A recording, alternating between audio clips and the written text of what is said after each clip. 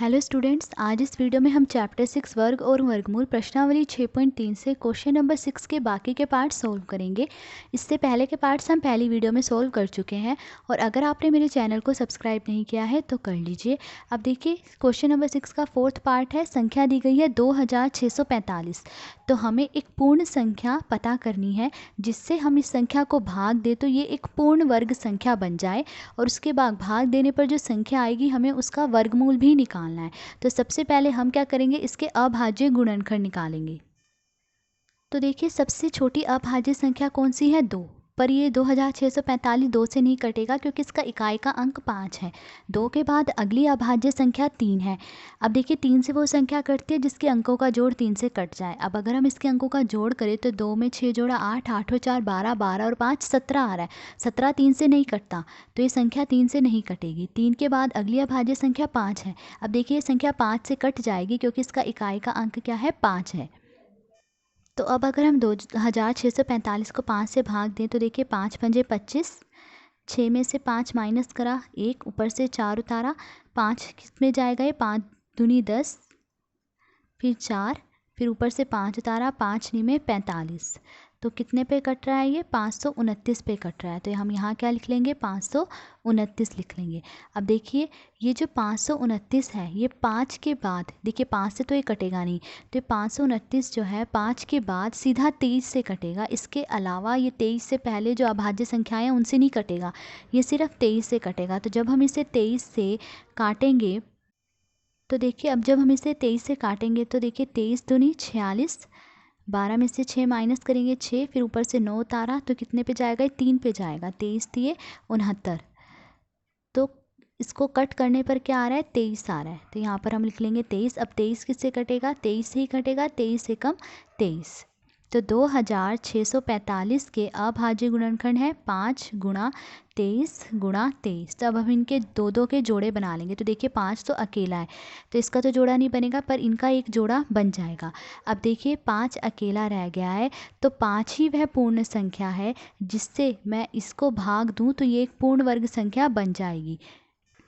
तो यदि 2645 को 5 से भाग दिया जाए तो पूर्ण वर्ग संख्या प्राप्त होगी। तो 2645 को 5 से भाग देने पर प्राप्त संख्या, तो जब हम 2645 को 5 से भाग दे रहे हैं तो क्या आ रहा है, 529 आ रहा है। तो 529 ही क्या है, पूर्ण वर्ग संख्या है। अब हमें इसका क्या निकालना है, वर्गमूल निकालना है। तो 529 का वर्गमूल निकालने के लिए पहले 529 के अभाज्य गुणनखंड लिखेंगे। तो 529 के अभाज्य गुणनखंड कौन से होंगे, देखिए 2645 के अभाज्य गुणनखंड ये है, पर जब हमने 2645 को 5 से भाग दिया तो 529 आ रहा है।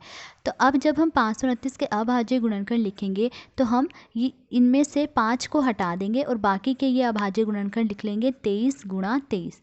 5 को हम हटा देंगे, ठीक है। तो अब 529 का वर्गमूल निकालना है।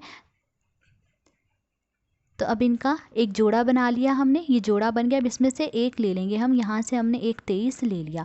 तो 529 का वर्गमूल क्या है, 23 है, ठीक है। नेक्स्ट फिफ्थ पार्ट देखिए, अगली संख्या है 2800।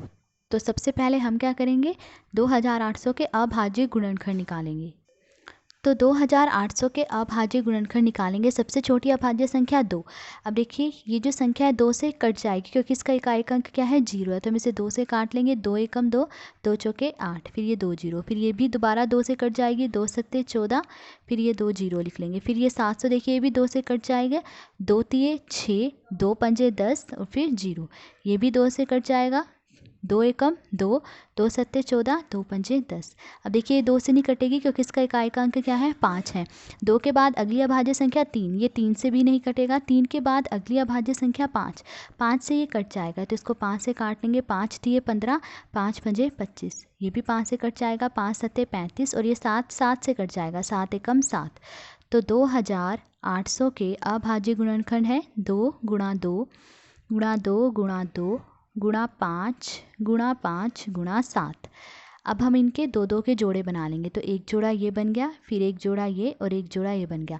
अब यहाँ पर देखिए 7 अकेला रह गया है, तो 7 ही वह पूर्ण संख्या है जिससे अगर हम इसे भाग दें तो हमें पूर्ण वर्ग संख्या प्राप्त होगी। तो यदि 2800 को 7 से भाग दिया जाए तो पूर्ण वर्ग संख्या प्राप्त होगी।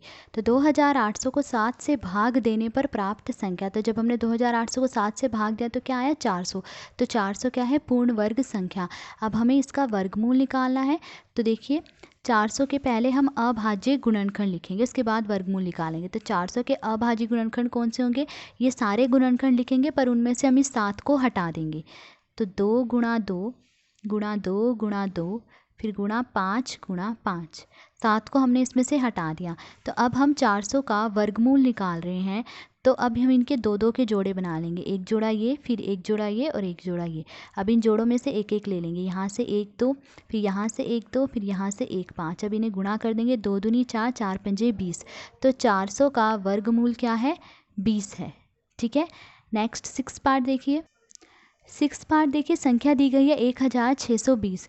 तो हम सबसे पहले 1620 के अभाज्य गुणनखंड निकालेंगे।